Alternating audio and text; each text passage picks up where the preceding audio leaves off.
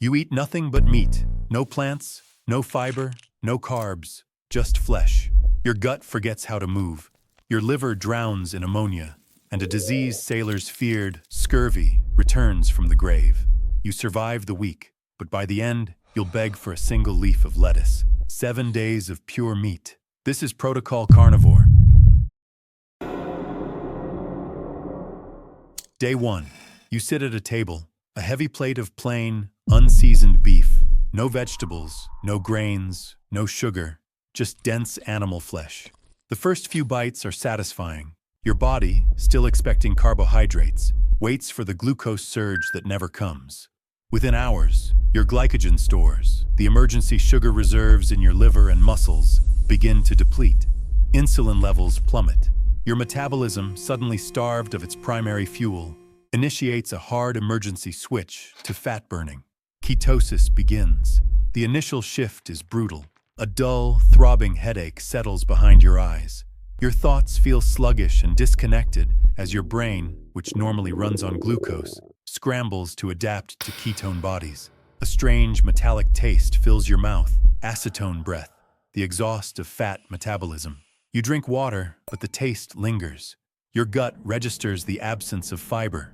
Without the bulky plant matter that normally stimulates peristalsis, the rhythmic contractions of your intestines begin to slow. There is no discomfort yet, only a strange, heavy stillness deep in your abdomen. The trillions of bacteria in your colon, starved of the fermentable fiber they depend on, begin to die off, releasing gas as they perish. A low, dull pressure builds. By evening, your carb cravings are visceral. You would trade anything for a single piece of bread, but the plate is empty, and only more meat awaits tomorrow. Day 1, the Keto Switch. You have forced your body into a metabolic corner, and the rebellion has only just begun. Day 2, the stillness in your abdomen is no longer peaceful. Without fiber, peristalsis, the rhythmic waves that move waste, has slowed to a near halt. The meat sits, compacting into a dense, sticky mass that barely advances through the colon. Trapped gas from dying bacteria builds, and a deep, cramping ache settles low in your gut. Your stomach distends, hard and uncomfortable against your waistband. You press a hand against it, feeling the unnatural firmness of a digestive system in full paralysis. Your breath worsens. The acetone of ketosis is joined by sulfur compounds from putrefying protein, methyl mercaptan and hydrogen sulfide, an odor no amount of water can wash away.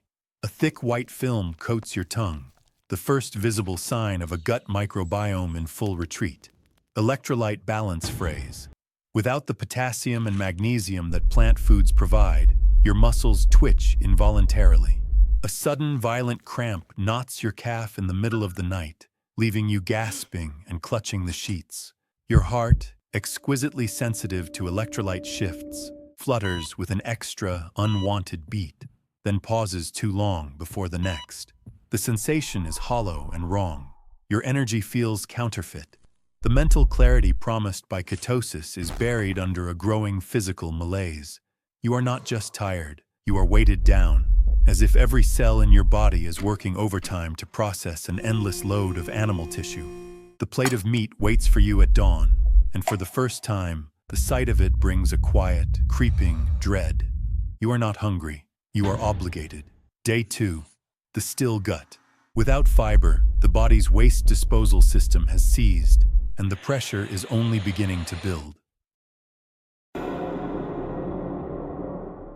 Day 3. Your liver, already swollen with fat, now faces a second, more dangerous crisis. Without carbohydrates, your body begins breaking down its own muscle tissue for glucose through gluconeogenesis. The process releases ammonia, a potent neurotoxin, directly into your bloodstream. Your liver, its urea cycle saturated, cannot convert it fast enough. Nausea settles like a stone behind your sternum.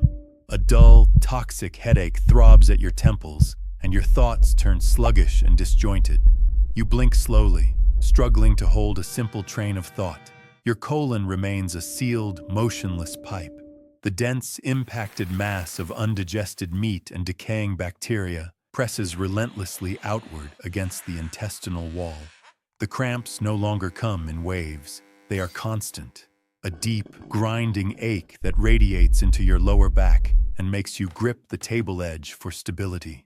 You are not just constipated. You are a closed system building toward critical pressure failure, poisoned by the very fuel you are forced to burn. And still, the plate of cold, congealed meat waits on the table, unmoved, unforgiving. Day 3. The Ammonia Flood. Your body is no longer just starving for plants. It is being poisoned from within. Day 4. Vitamin C has been absent for over 3 days. Your body's reserves are fully depleted. Collagen, the structural protein that holds your tissues together, begins to unravel. Without vitamin C, the enzymatic glue that cross-links collagen fibers cannot function. Your gums, once merely tender, now bleed freely when you press your tongue against them. The soft tissue darkens to a deep, angry purple. Tiny, dark red spots appear on your shins. Perifollicular hemorrhages, where fragile capillaries have ruptured beneath the skin. Old scars, wounds you forgot you had, begin to ache and thin. The healed edges of your body are quietly coming undone. A deep, ancient fatigue settles into your bones. The same exhaustion that plagued sailors on long voyages with no fresh fruit. You are not just tired. You are slowly, structurally falling apart. Day 4. The sailor's curse. Scurvy has returned from the grave, and your body is its first victim. Day 5. The relentless protein load finally reaches your kidneys. Without plant-based citrate to inhibit crystal formation, and with your body chronically dehydrated from the lack of water-rich food, your urine becomes a thick, dark, concentrated sludge. Uric acid and calcium oxalate, the waste products of meat metabolism, begin to crystallize into tiny, jagged stones. The first sign is a sudden, sharp, cramping pain in your lower back, just below the ribs.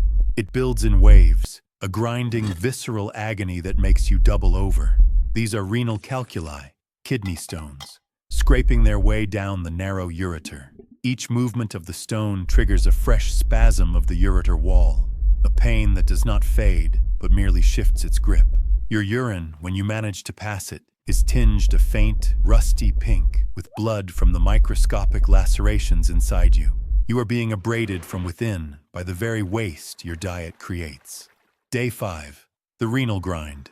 Your body is not just starving, it is now physically grinding itself apart.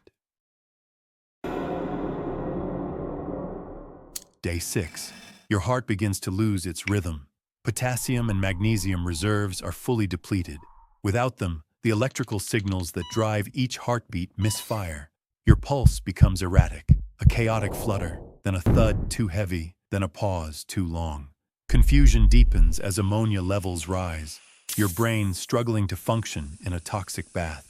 Your hands tremor involuntarily. Every breath feels shallow and hollow. You are still conscious, but your body is no longer a reliable machine. It is a failing engine, sputtering on fumes and its own waste. Day 6. The Electrical Storm. The fuel that once sustained you is now short-circuiting the very spark that keeps you alive. Day 7. You survived, but the cost is carved deep. Your gut remains sealed. The first bowel movement will be a tearing, painful event that leaves you gripping the walls. Your kidneys ache with the memory of grinding stones, the tissue still raw and swollen. Your heart still flutters, then pauses too long. Electrical scars that may never fully heal.